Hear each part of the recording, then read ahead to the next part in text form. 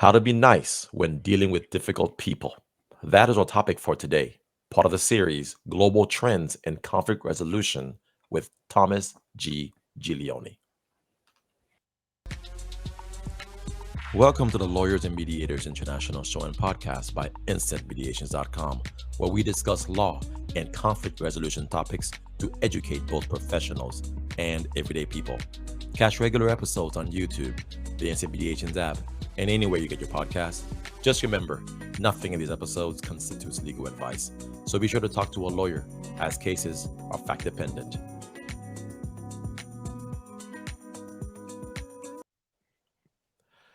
Hey everyone, it's Mac Pierre-Louis again with InstantMediations.com. I'm a lawyer, mediator, and arbitrator working throughout Florida and Texas. And I am Natalia Olowska-Czajka, advocate, mediator, and arbitrator from Warsaw, Poland. Hi, everyone. I'm Thomas Giglione from Toronto, Canada. I'm a commercial mediator and arbitrator and trainer. I'm here in Hanoi, Vietnam.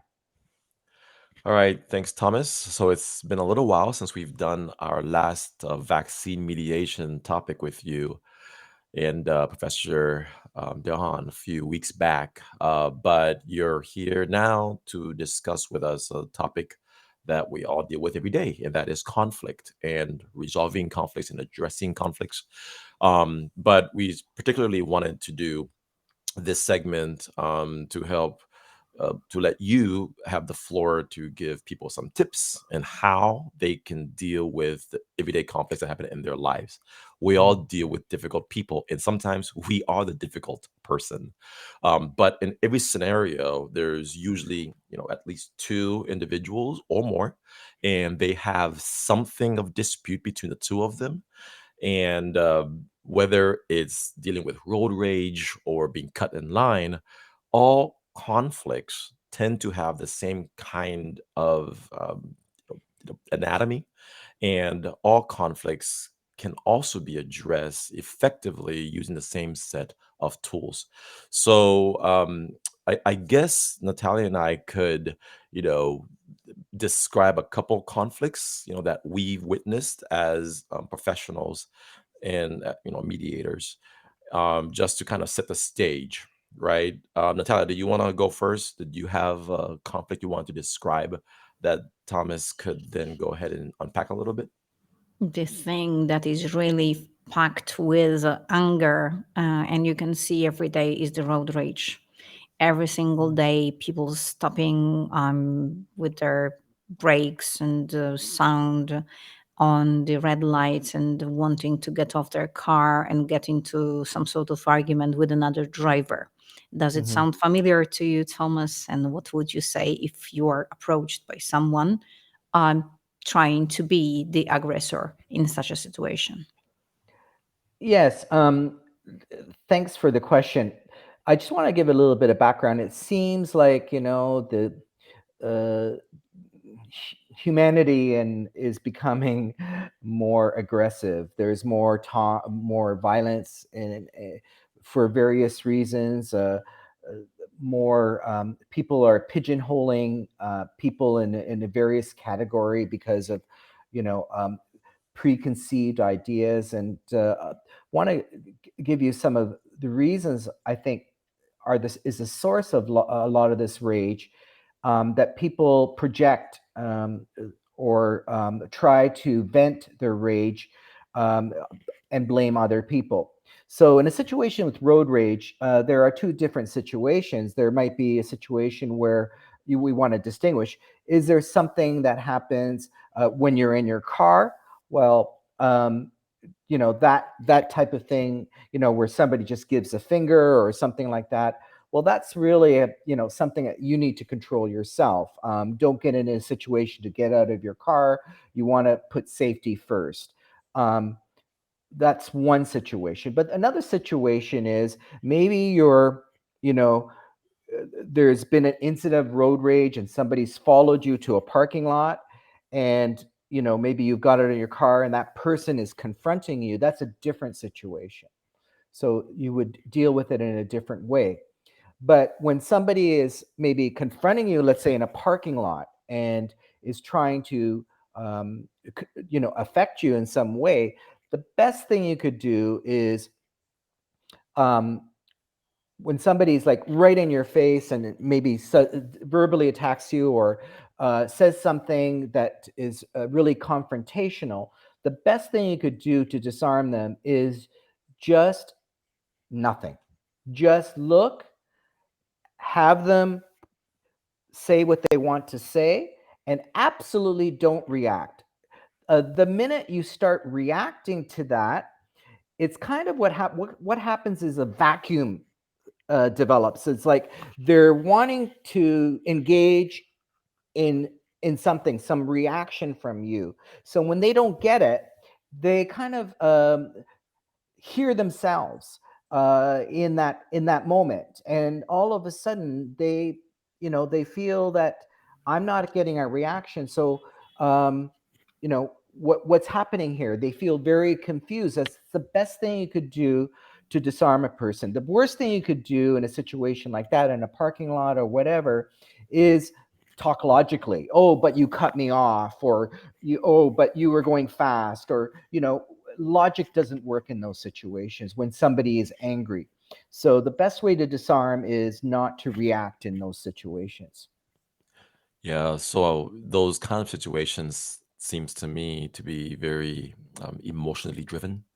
right? You got that frontal cortex that is causing you to want to react so that you can protect yourself. I guess justice and our sense of wanting justice, especially immediate justice for having been wronged, also plays a factor as well. So I guess that's pretty good advice when you stay calm and you don't give the assailant, I guess, what they're looking for. Perhaps Mhm. that will cause the whole scenario to just become a little more calm overall. Mhm. So, what about why is it hard to do though? I mean, why is it? I mean, I think that's great advice in practice, but in theory. But I think if it's somebody in your family, not a stranger, Mhm. you usually want to fight back, right? Yeah, that's the trap. We want to get into that defensive mode. I'm right, you're wrong. Okay. So the best thing you could do is, as mediators, we all know there's always two sides to a story, right? Um, so another way that you could disarm somebody, let's say even in an argument, with a family member at home, when they're very confrontational, and there are two words that you can say, and it's very difficult to say. One of them, the two words are not "I'm sorry." um, that that is not what you say at the very beginning, because that doesn't disarm them. I'll give you in a situation. It really, the "I'm sorry" doesn't work right away. There are many studies about when you could say "I'm sorry" in a mediation, but we're not talking about that. It's the worst thing you could say, because then people, uh, they will take advantage of that. They will find a way to make you look weak. So you want to show that you're confident, you're not meek, and you're strong. It's not about right or wrong, but the best two words you could say to disarm anybody in any situation, any argument, is "you're right." Okay, you're right. Because after that, there's really not much they can say, because that's what they're looking for. But in a sense, maybe they are right. In their viewpoint, they are right. You're not saying that I'm wrong when you're saying you're right. It's kind of looking at it like, okay, it's not perhaps you're right, but in their own viewpoint, in their own mind, they're right. You know, um, you know. Uh, I don't want to get talk about politics, but people can have arguments, politically about, let's say, in the United States, about gun laws. So there are people that feel safer if they restrict guns, they limit guns, or they ban guns. But other people in the other specter, they feel more protected if they have a gun. Okay, so if I have a gun, I'm safer, right? But the other side of the coin is that, if we ban guns, we we feel safer. So when you say you're right, you're basically uh, not giving away your position, but you're basically saying, I see your point of view. And this was very insightful. Please tell us then, what does exactly the title of our today's episode mean? Because Mhm. we've been advised by you that this NICE, when dealing with difficult people, is in fact an acronym for something very important, for a method that you can let our viewers and listeners know so that they Mhm. can use in their everyday life difficult situations. Yes. Um, when I suggested that title to be nice, it wasn't to say, okay, be somebody's angry with you or confrontational, you should be nice. It's basically an acronym to remember, and I will go step by step how you would use this methodology. One out of many different methodologies that you can use to in situations where you're being confronted or somebody incentives. So the first one for the N is when somebody is being confrontational, you want to give them nonverbal communication. Um, kind of like uh, you want to communicate. So the N is basically saying. Um,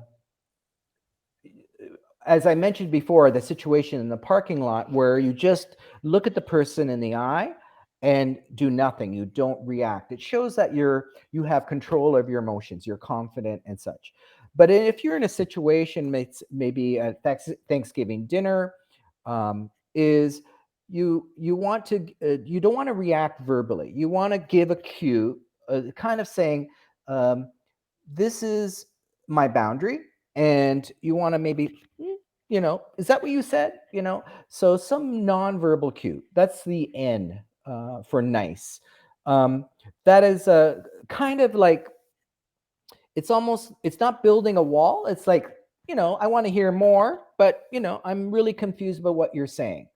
So because a lot of times I'll give you an example where we ourselves misinterpret something. Like, I sent an email to somebody, and they hadn't responded to me in 7 days. Okay, and it was a urgent email, right? It was something urgent involving. Well, it was urgent for me, anyways. So I had to ask myself. I'm a mediator and all that. I have to ask myself this question: what else could this mean? What else could this mean that they haven't responded to me in 7 days?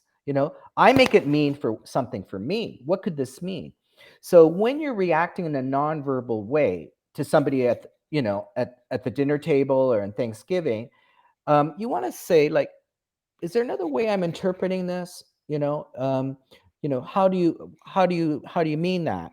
Um, um, Another way to disarm somebody could say um, something very personal or very derogatory, or they might ask you something a very personal question, right? Do you think that you think is a personal and it's interfering with your space?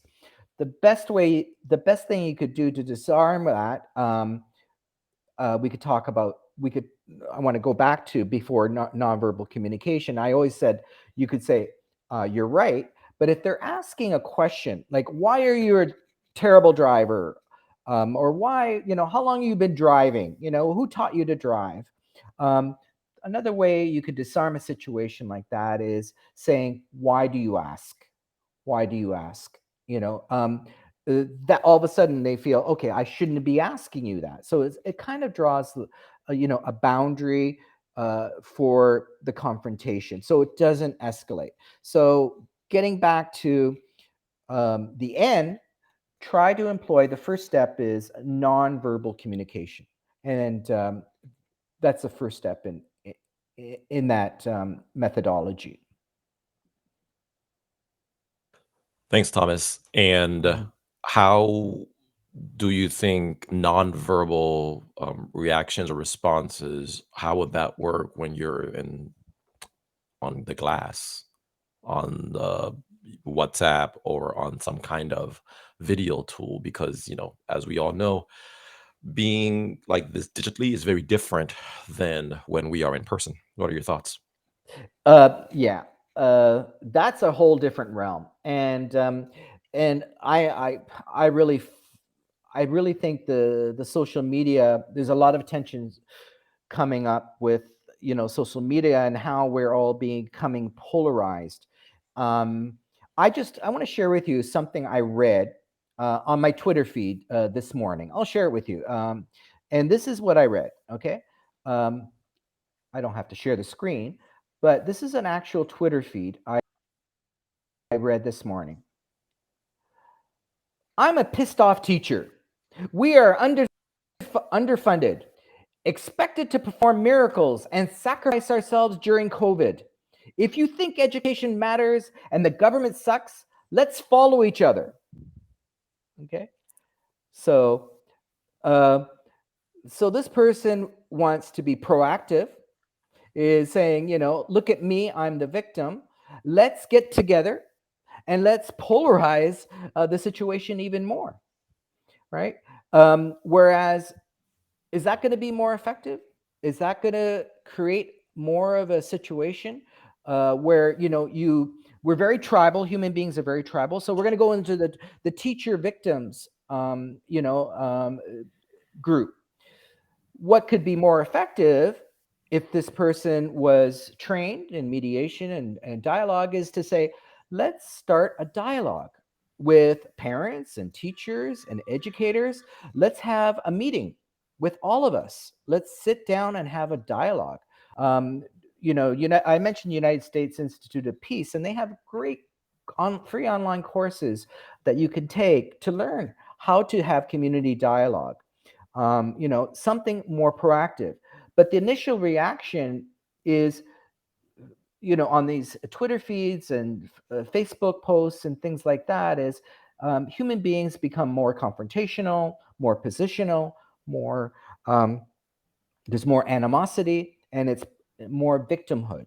Okay, so I suggest that we should look at these situations, and I think now there's going to be a lot of congressional hearings in the United States, with the extent that social media is polarizing all of us into our extreme echo chambers.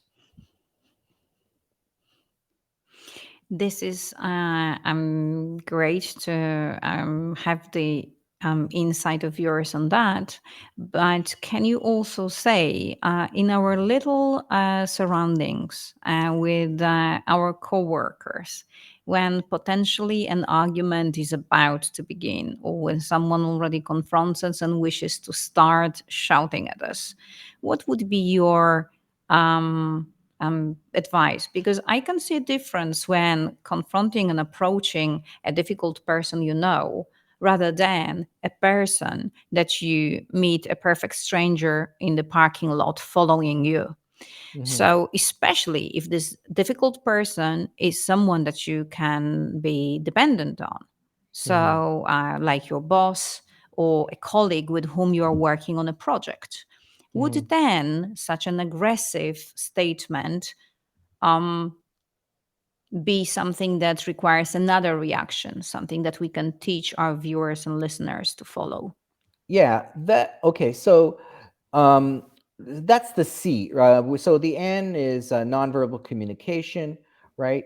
And the uh, the the I is the indirect message. So you say, "Why do you ask?" Or you could say, "I really appreciate when you give your opinion," or "I really appreciate the comment," or something to give an indirect message. But when you get a situation, Natalia, that like there's more confrontation, you need to call out the person, but not uh, ostracize them and call them out directly, but indirectly. So, for example, uh, the person is becoming more aggressive or whatever, you could maybe say to the group, if you maybe you're in a network meeting or what other meeting, I really appreciate these meetings because it allows us to express our different views, or it allows us to really move forward in our project. I really like it because there's diversity and diversified ideas. We might not have to, so you want to call them out, but want to uh, indirectly do that. For example, in a mediation, as you know, we're all mediators. When we give a mediation agreement and we have ground rules on how we conduct ourselves in the mediation, well, instead of ostracizing that person for breaking the ground rules, you could just go back to what are the norms, what did we agree with in the conducting this mediation. So you want to call out that person, but not directly. So maybe comment with another person saying, I really like how you really listen to other people's ideas. Maybe the other person that is not listening to you, or maybe making negative comments, is not doing that. So you kind of create kind of calling them out, but not confrontational. Saying what you are expecting in the dialogue, in the conversation. It could be a meeting, it could be whatever. All right, thanks, Thomas. So the N, nonverbal communication, the I, indirect messaging, the C, calling the person out. What does the E stand for? Well, that's the last resort, and it's the last letter, and that basically the only option you have if these things are not working is you need to make a decision for yourself. Why am I in this situation? Why am I accepting being treated this way? So you could not abruptly, but you could say, okay, if I am not being respected, if I'm not, if I'm not, if I'm not being respected, or I'm being threatened, or whatever, the only other option is to exit that situation. Is to not permanently, but just say, okay, you've reached my limit. Okay, you don't have to say it that way, but you have to say, uh, you could either make an excuse or leave the meeting, but and then come back and maybe have maybe a personal one-to-one with that person. Maybe they're trying to, it might be a situation they're trying to, you don't know what's going on in the person's life. You could set up a meeting later on when temperature cools down, and suggest a meeting face to face with that person, not in a group, because maybe the group setting might set that off. It could be a boss who wants to show his authority. It could be a different reason, but you need to make a decision. Why am I in this situation?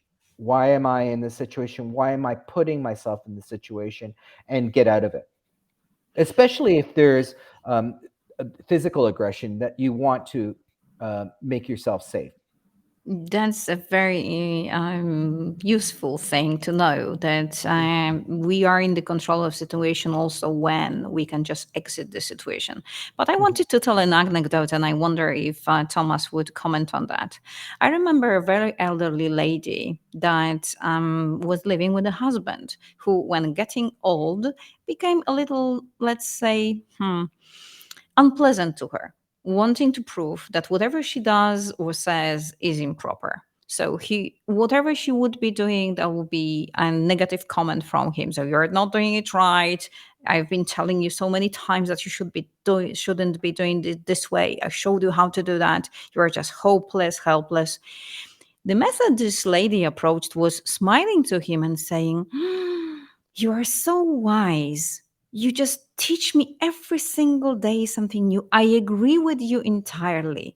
And in a way, she was disarming him because he was looking for an argument, but was not finding a partner to it. And Hmm. there is a saying that says that you need two, at least two, for an argument. If there isn't this Hmm. other two, one person will not be arguing with themselves. Hmm. But do you think it's something that can work? Yeah, you'd have to know more about the background, about the situation. Marriage, situations are more intimate and involve a lot of history. So uh, it's a different realm, and it involves, especially a married couple married a long time. I just read something humorous today, that a man in Italy went to the police station and asked if they could put him in jail. This is a true story. And they said, why? He says, I feel safer and being in a jail than being with my wife. So if things get that bad, that you feel safer and more, not in a situation where you're going to be in a predicament, that you'd rather be in a jail cell than being in a relationship, then time to call into question whether you should make an exit from that. But the most important thing is sincerity. Is this person, when she's doing that, are they coming across as being sincere? Does she really feel that? Because when people are not sincere, people can feel that. There are mental visible cues and things like that. So if she's really feeling that, that would definitely work. But if she's not feeling that, I think there will be visual cues, especially in a long-term relationship, that the spouse would pick up. Thomas, we'll continue on with this conversation in the next part of this short series. With Thanksgiving coming around and the fact that there's going to be a whole lot of people sitting on the table, potentially debating politics, Hmm. we definitely think this is, timely right now. Hmm. And it's always good to get your insights and your thoughts on these topics. So that's it for today. We'll come back and continue this in a number of days. All right. This is Mac Pierre-Louis signing off. Thank you. Bye-bye.